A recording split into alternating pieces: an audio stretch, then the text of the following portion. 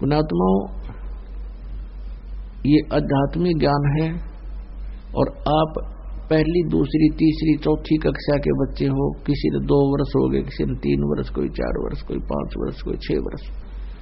इस आध्यात्मिक ज्ञान को समझने में बहुत समय लगेगा। तो धीरे धीरे, क्योंकि एक दिन में तो नहीं समझ पाते, धीरे धीरे समय समय पर ये सब सत्संग के माध्यम से प्रवचन किए जाते हैं। और सत्संग के अंदर एक विशेष ध्यान रखा जाता है कि प्रथम कक्षा के बच्चे भी होते हैं जो पहली बार आए हैं, तो सभी प्रकार के डोज देनी पड़ती है ताकि सभी को सहारा मिले, विश्वास दृढ़ हो, भगवान में रुचि बने आपकी। तो पुण्यात्मा, इस काल में हमारी सारी व्यवस्था ऐसी बना रखी है, निरे पाप हों। तो इस प्रकार हम संतानोत्पत्ति करते हैं।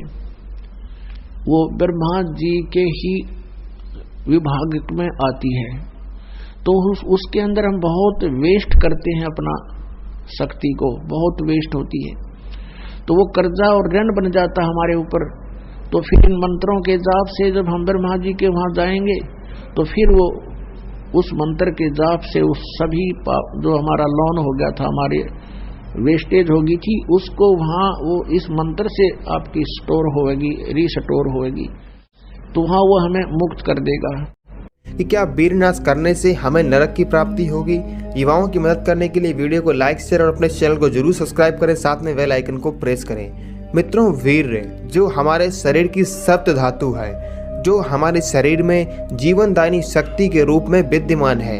हमारे शास्त्रों में लिखा है, जो व्यक्ति अपने वीर का पतन करता है उसे ब्रह्म हत्या का पाप लगता है। गोरखनाथ जी ने भी लिखा है कि वीर की एक बूंद में जीव बसे 9 लाख, मन मरोर नारी तज यह गोरख की साख। अर्थात हमारे वीर की एक बूंद में 9 लाख जीव होते हैं तथा एक बूंद वीरनाश से असंख्य जीवों की हत्या हो जाती है।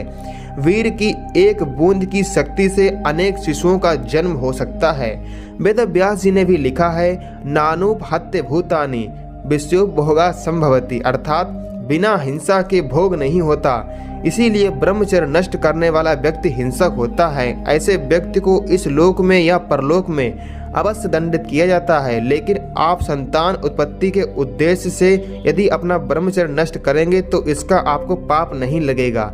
लेकिन जो व्यक्ति वासनाओं से प्रेरित होकर बिना किसी कारण के यदि अपना वीर शरण केवल मनोरंजन के लिए करता है तो ऐसा व्यक्ति घोर पतन की ओर तथा अशांति की ओर जाता है।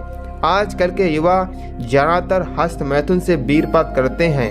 हजारों बार हस्त मैथुन को छोड़ने की प्रतिज्ञाएं करते हैं, कस्में खाते हैं, फिर भी सफल नहीं हो पाते। विषय सामने आते ही प्रतिज्ञाएं ताक पर धरी रह जाती हैं। लेकिन यह सब होने के बावजूद भी व्यक्ति को हिम्मत नहीं हारनी चाहिए, बल्कि अपनी पूरी शक्ति के साथ इसे छोड़ने का प्रण लेना चाहिए, क्योंकि वीरपात की क्रियाएं आपको नरक की ओर ले जाएंगी और आपका अगला जन्म मनुष्य का नहीं होगा। अब भी समय है। यदि आप मृत्यु से बचना चाहते हो तो ग्रस्त हो या विरक्त, सबको वीर रक्षण करना आवश्यक है, अन्यथा भरी जवानी में बुढ़ापे का जीवन जियोगे और अकाल मृत्यु को प्राप्त होगे। इसीलिए आज से ही कसम खाओ कि हम इन कुक्रियाओं का त्याग कर देंगे। इसके साथ साथ आप लोग योग, प्राणायाम, व्यायाम, मंत्र जाप इन सबको अपना लो। आपके द्वारा किए गए समस्त पापों को प्रभु माफ कर देंगे और आपको परमानंद की प्राप्ति हो जाएगी। मित्रों, जब जागो तभी सवेरा।